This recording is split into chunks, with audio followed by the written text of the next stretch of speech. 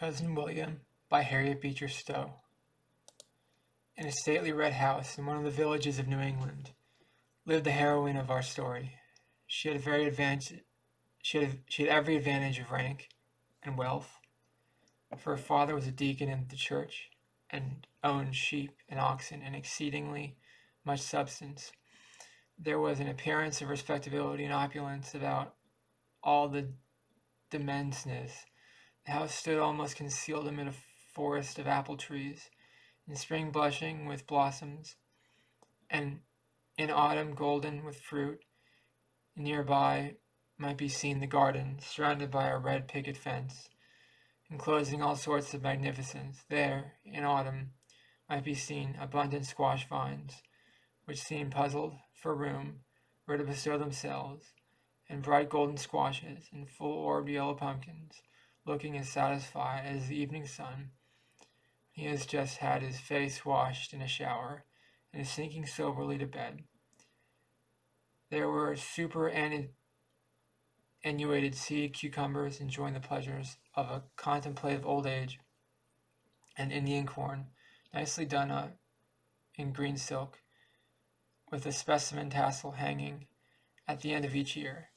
The beams of the summer sun darted through rows of crimson currants, abounding on bushes by the fence, while a sulky black currant bush sat scowling in one corner, a sort of garden curiosity. But time would fail us were we to enumerate all the wealth of the Deacon Israel Taylor. He himself belonged to that necessary class of beings who, through remarkable for nothing at all, are very useful in filling up the lengths of society. Far otherwise was his sister-in-law, Mrs. Abigail Evetts, who, on the demise of the deacon's wife, had assumed the reins of government in the household. The lady was of the same opinion that has animated many illustrious philosophers, namely, that the affairs of the world need a great deal of seeing to in order to have them go on prosperously, and although she did not, like them, engage in the superstition of the universe, she made amends by unremitting diligence in the department under her care. In her mind there was an evident necessity that every one should be up and doing. Monday, because it was washing day; Tuesday, because it was ironing day; Wednesday, because it was baking day; Thursday, because tomorrow was Friday, and so on to the end of the week. Then she had the care of reminding all in the house everything each was to do from weekends to weekend. She was so faithful to this respect, and scarcely an original act of volition took place in the family. The poor deacon was reminded that when he went out and when he came in, when he sat down and when he rose up, so that an act of omission could only have been committed through sheer malice prepense. But the supervision of a whole family of children afforded to a lady of her active turn of mind more abundant matter of exertion, to see that their faces were washed, their clothes mended, and their catechism learned, to see that they did not pick the flowers, nor throw the stones at the chickens, nor sophisticate the great house dog, was an accumulation of care that devolved almost entirely on Mrs. Abigail, so that by her own account she lived and throve by a perpetual miracle, the eldest of her charge. At the time the story begins, was a girl just arrived at young ladyhood, and her name is Mary. Now we know people very seldom have stories written about them who have not sylph-like forms and glorious eyes, or at least a certain inexpressible charm diffused over the whole person. But stories have of late so much abounded that they actually seem to have used up all the eyes, hair, teeth, lips, and forms necessary for a heroine, so that no one can now pretend to find an original collection wherewith to set one forth. These things considered, I regard as fortunate that my heroine was not a beauty. She looked neither like a sylph, nor an orid, nor a fairy. She had neither l'air distinct nor l'air magnifique but bore a great resemblance to a real mortal girl, such as you might pass a dozen of without any particular comment. One of these appearances, which though common as water, may be like that, be colored anyway by the associations you connect with it. Accordingly, a faultless taste in dress, a perfect ease and gaiety of manner, a constant flow of kindly feeling, seemed in her case to produce all the effect of beauty. Her manners had just dignity enough to repel impertinence without destroying the careless freedom and sprightliness in which she commonly indulged. No person had a merrier run of stories, songs, and village traditions, and all those odds and ends of character which form the materials for animated conversation. She had read, too, everything she could find, Rollin's History, and Scott's Family Bible, that stood in the glass bookcase in the best room, an odd volume of Shakespeare, and now and then one of Scott's novels, borrowed from the somewhat literary family in the neighborhood. She also kept an album to write her thoughts in, and was a constant habit of cutting out all the pretty poetry from the corners of the newspapers, besides trying forget-me-nots and rosebuds, and memory of different particular friends, with a number of other little sentimental practices to which young ladies of 16 and thereabout are addicted.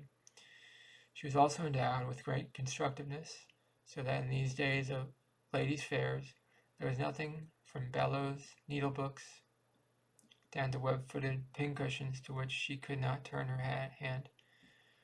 Her sewing certainly was extraordinary. We think too little is made of this in the accomplishments of heroines.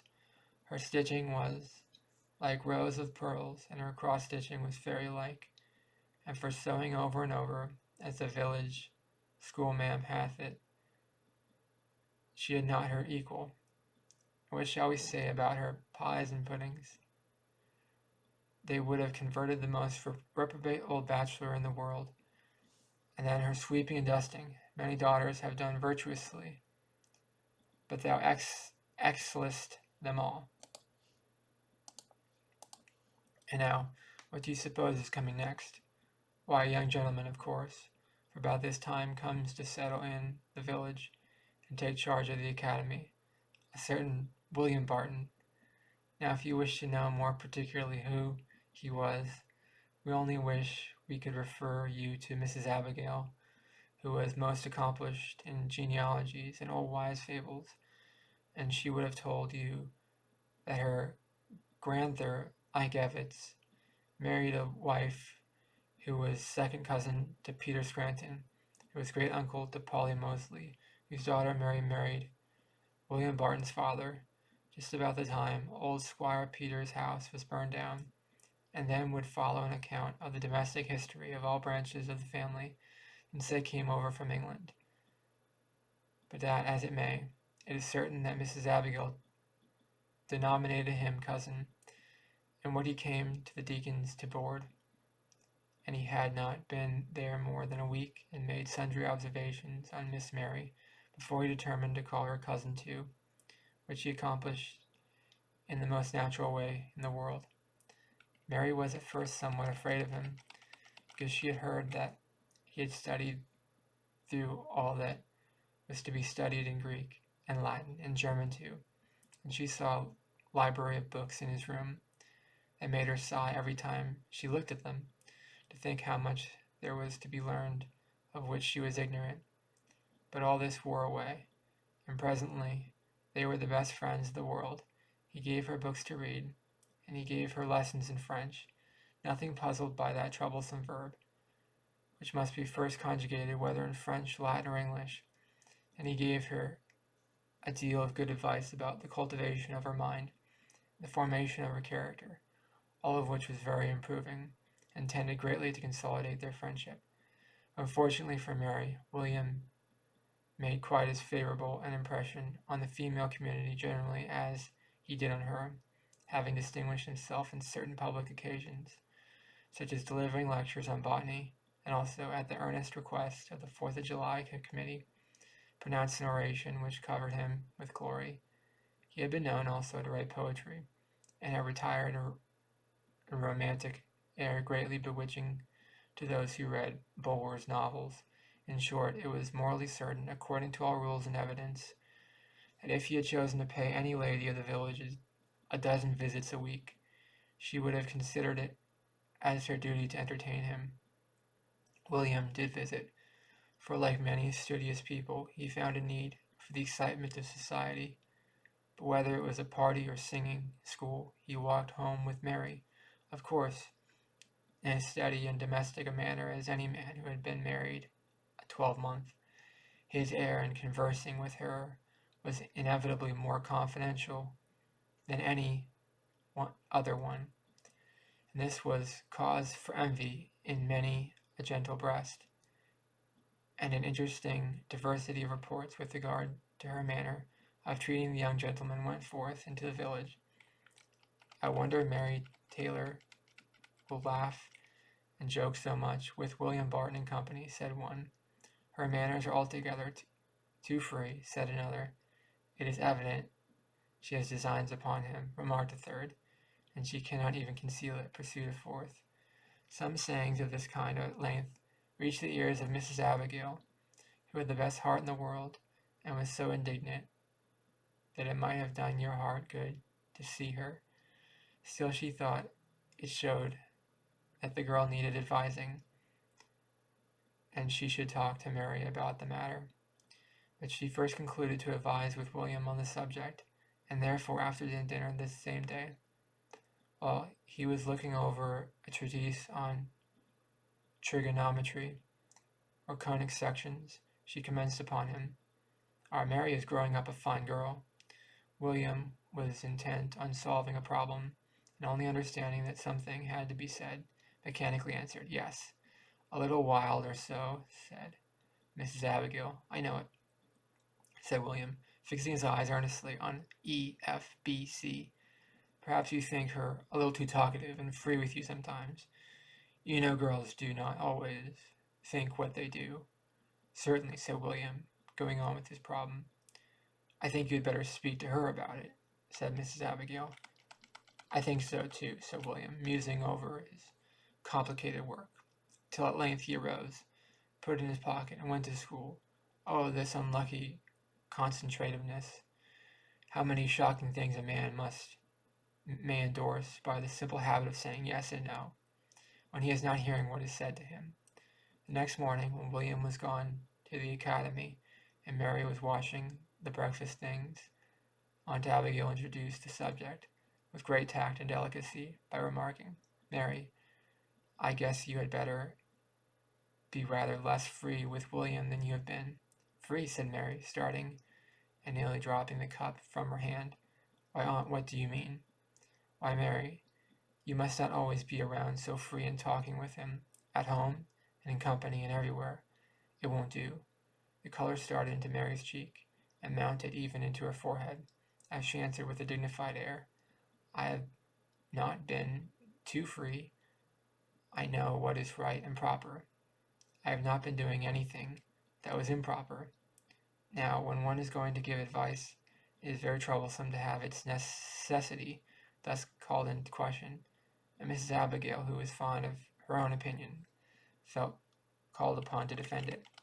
Why, yes, you have, Mary. Everybody in the village notices it. I don't care what everybody in the village says. I shall always do what I think is proper, retorted the young lady. I know Cousin William does not think so. Well, I think he does, from some things I have heard him say. Oh, Aunt, what have you heard him say? Said Mary, nearly upsetting a chair with eagerness with which she turned to her aunt. Mercy on us, you need not knock the house down, Mary. I don't remember exactly about it, only that his way of speaking made me think so. Oh, Aunt, do tell me what it was. And all about it, said Mary, following her aunt, who went around dusting the furniture. Mrs. Abigail, like most obstinate people who feel that they have gone too far and yet are ashamed to go back, took refuge in an obstinate generalization, and only asserted that she had heard him say things as if he did not quite like her ways. This is the most consoling of all methods in which to leave a matter of this kind. for a person of active imagination. Of course, in 5 minutes, Mary had settled in her mind a list of remarks that would have been suited to any of her village companions, as coming from her cousin. All the improbability of the thing vanished in the absorbing consideration of the possibility, and after a moment's reflection, she pressed her lips together in a very firm way and remarked that Mr. Barton would have no occasion to say such things again. It was very evident from her heightened color and dignified air that her state of mind was very heroical. As for poor Aunt Abigail, she felt so sorry she had vexed her, and addressed herself most earnestly to her consolation, remarking, "Mary, I don't suppose William meant anything. He knows you don't mean anything wrong." "Don't mean anything wrong?" said Mary indignantly. "Why, child, he thinks you don't know much about folks and things, and if you have been a little—" "But I have not been. It was he that talked with me first. It was he that did everything first. He called me cousin, and he is my cousin." "No, child, you are mistaken, for you remember his grandfather was—" "I don't care whose grandfather was. He has no right to think of me as he does." "No, Mary, don't go to quarreling with him. He can't help his thoughts, you know." "I don't care what he thinks," said Mary, flinging out of the room with tears in her eyes. Now, when a young lady is in such a state of affliction, the first thing to be done is to sit down and cry for 2 hours or more, which Mary accomplished in the most thorough manner. In the meanwhile, making many reflections on the instability of human friendships, and resolving never to trust anyone again as long as she lived, and thinking that this was a cold and hollow-hearted world, together with many other things she had read in books, but never realized so forcibly as at present. But what was to be done? Of course, she did not wish to speak a word to William again, and wished he did not board there. And finally she put on her bonnet and determined to go over to the other aunts in the neighborhood and spend the day, so that she might not see them at dinner. But it so happened that Mr. William, on coming home at noon, found himself unaccountably lonesome during school recess for dinner, and hearing where Mary was, determined to call after school at night at her aunt's and attend her home. Accordingly, in the afternoon, as Mary was sitting in the parlor with 2 or 3 cousins, Mr. William entered. Mary was so anxious to look as if nothing was the matter, that she turned away her head and began to look out the window, just as the young gentleman came up to speak to her. So after he had twice inquired about her health, she drew up very coolly and said, "Did you speak to me, sir?" William looked a little surprised at first, but seating himself by her, "To be sure," said he, "and I come to know why you ran away without leaving any messages for me." "It did not occur to me," said Mary, in the dry tone which in a lady means, "I will excuse you from any further conversation, if you please."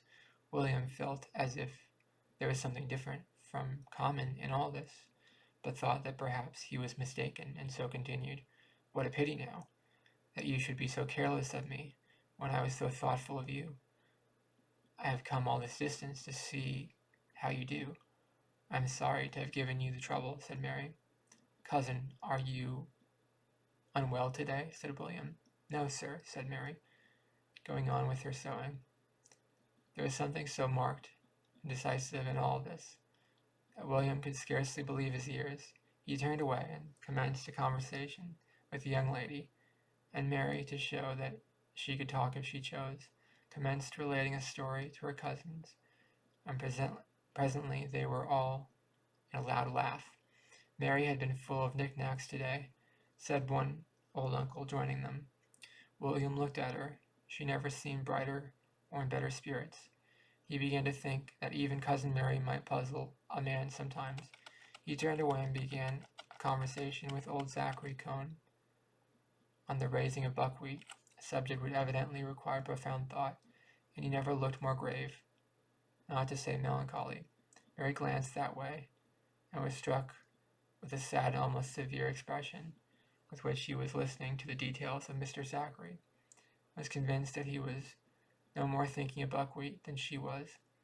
I never thought of hurting his feelings so much, said she, relenting. After all, he has been very kind to me, but he might have told me about it, and not somebody else.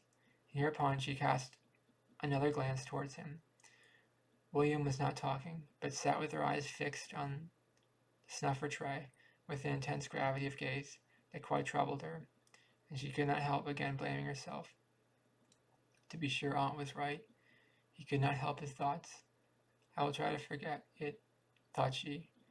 Now you must not think Mary was sitting still and gazing during this soliloquy.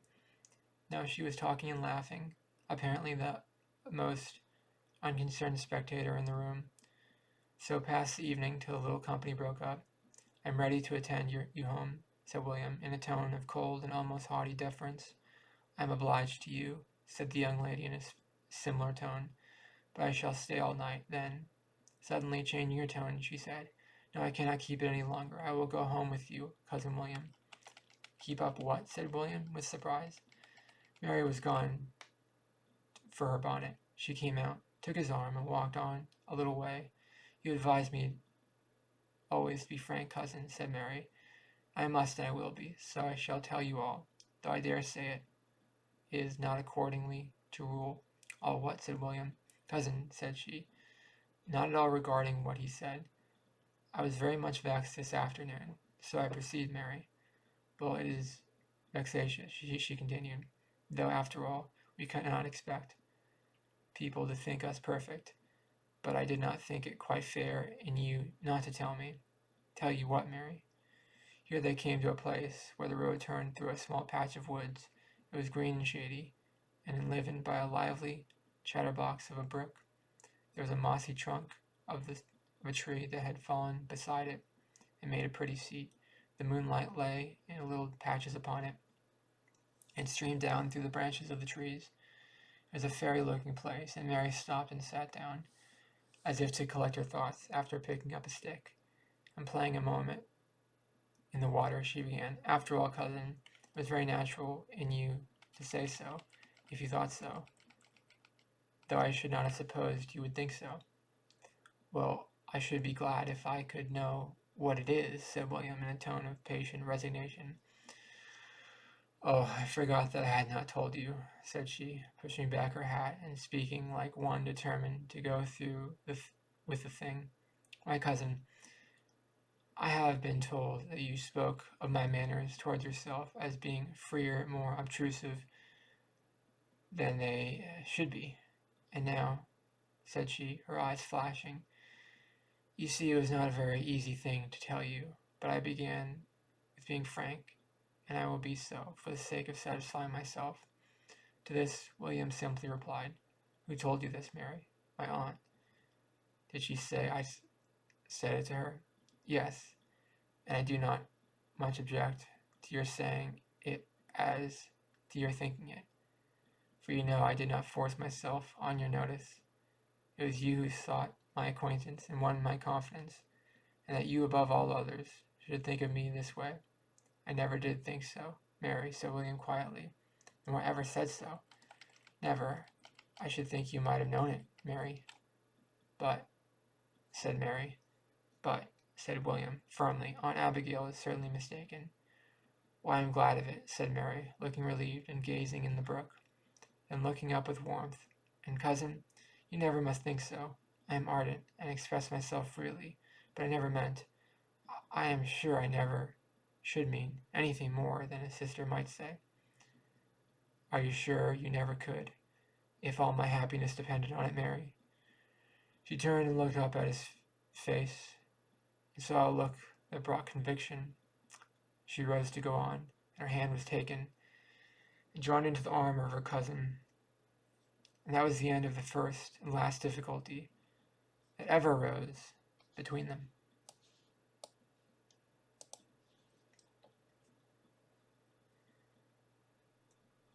And that was the end of Cousin William by Harriet Beecher Stowe.